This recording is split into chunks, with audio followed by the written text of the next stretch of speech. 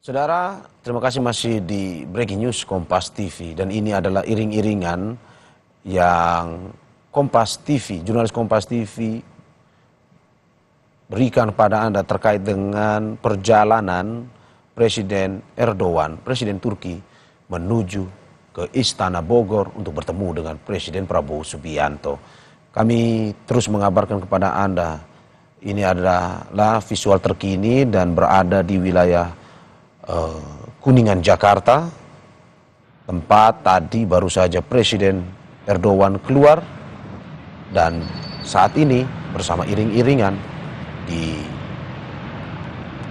diamankan oleh aparat keamanan menuju ke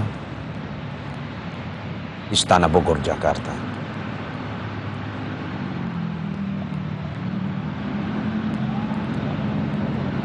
Sambil melihat, saudara, perjalanan yang dilakukan oleh Presiden Erdogan, kita akan kembali berdialog bersama pengamat hubungan internasional Alexius Jemadu. Mas Alex, tadi kita sudah bahas terkait dengan seberapa spesial sebenarnya kunjungan ini yang dilakukan oleh Presiden Erdogan ke Presiden Prabowo Subianto. Kalau Anda melihat bahwa apakah nantinya dengan kunjungan Presiden Erdogan langsung ke Indonesia akan meningkatkan citra Indonesia di dunia internasional khususnya di negara ASEAN atau bagaimana dari pengamatan Anda? Ya, ini akan memberikan kesempatan kepada Indonesia untuk tampil bersama kekuatan menengah lainnya ya, seperti Turki, bahwa kita punya kredensial, kita punya kemampuan untuk memberikan kontribusi secara positif kepada perdamaian dunia. Dan itulah salah satu fungsi middle powers dalam hubungan internasional ya, supaya jangan ada hegemoni dari negara besar, jangan ada dominasi bahwa tatanan global ini hanya diatur oleh kekuatan-kekuatan besar. Siapa yang berperan sebagai penengah di situ adalah negara-negara seperti Indonesia dan Turki ini, ya. Dan itu sangat sesuai dengan apa yang dikemukakan oleh Pak Prabowo saat ini. Indonesia menjadi bridge builder, ya kan? Supaya menjembatani, ya, berbagai polarisasi yang ada, polarisasi antara negara maju dan negara miskin, polarisasi timur barat, ya. Semua negara ini kan ada di tengah, ya. Kalau Anda lihat peran Turki itu dia kekuatan konstruktif, sama juga dengan Indonesia.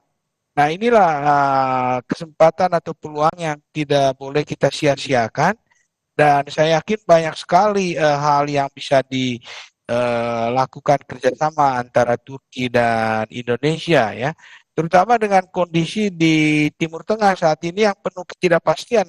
Anda pasti mengikuti perkembangan Presiden Trump di Gaza, apa yang dia mau lakukan ya, negosiasi yang sedang terjadi antara Amerika Serikat dan negara-negara Arab, dan di situ Turki cukup diperhitungkan dan didengar suaranya.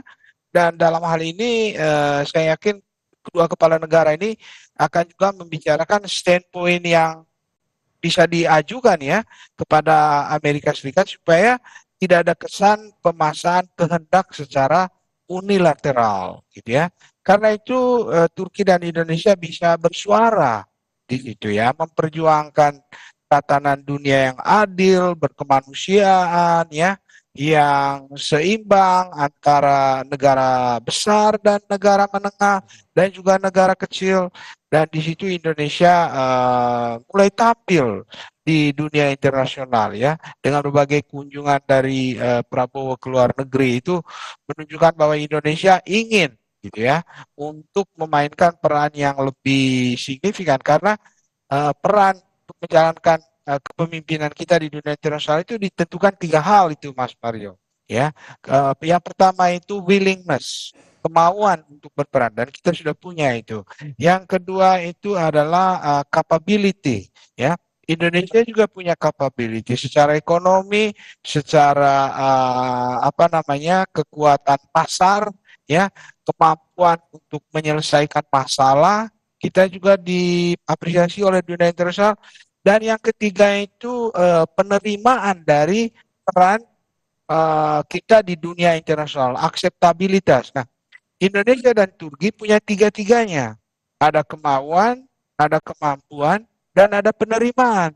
Nah, ini nanti bisa disinergikan ya oleh Presiden Prabowo dan Presiden Erdogan untuk menunjukkan bahwa ada sejumlah kekuatan menengah yang bisa berperan secara konstruktif ya, yang menjembatani antara berbagai pihak karena natur dari berbagai isu global saat ini, Mas Mario, itu tidak bisa diselesaikan oleh satu negara saja, termasuk oleh Amerika Serikat atau Tiongkok, tidak bisa.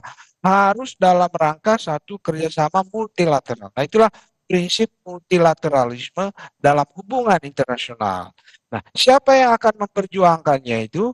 Terutama negara-negara yang ada di tengah ini, yaitu Indonesia dan Turki. Mereka bisa berperan secara positif, baik untuk rakyatnya, ya, kepentingan dalam negeri mereka masing-masing, maupun juga untuk kepentingan dunia global. Kita perlu dunia ini ditata bersama, bukan oleh pemaksaan kehendak satu dua kekuatan begitu ya. Nah, karena itu akan bertentangan dengan prinsip piagam PBB kan gitu ya. Nah, Indonesia bersuara cukup positif dan kita melihat ada kesungguhan dari Presiden Prabowo untuk menunjukkan kiprah Indonesia secara positif di dunia internasional dan Indonesia punya kemampuan untuk itu ya. Nah, sambil tentu kita membenahi dalam negeri ya. Kalau Anda lihat tadi realisasi investasi Turki itu baru 19 juta dolar. Wah, itu kecil sekali itu. Mas, artinya kita belum dilirik ini. Nah, kunjungan Pak Erdogan ini diharapkan membuka ya peluang-peluang baru. Apa yang Indonesia ini kan banyak potensinya, tapi dunia internasional mungkin belum tahu ya.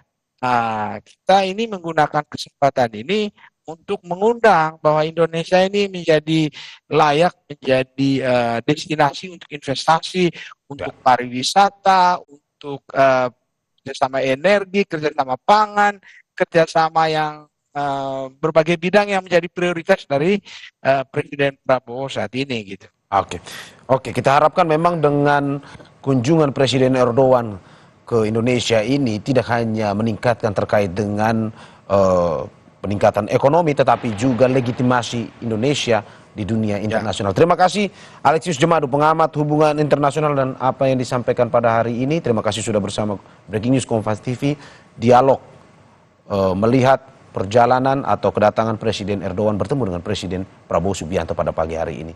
Terima kasih, sehat-sehat selalu Pak Alexius. ya, terima kasih sama-sama Mas. Saudara, kami harus akhiri Breaking News Kompas TV, tetapi untuk informasi terkait dengan kedatangan Presiden Erdogan ke Istana Bogor bertemu dengan Presiden Prabowo Subianto nantinya akan di program Kompas TV lainnya. Saya Mario Sarong pamit undur diri, sampai jumpa.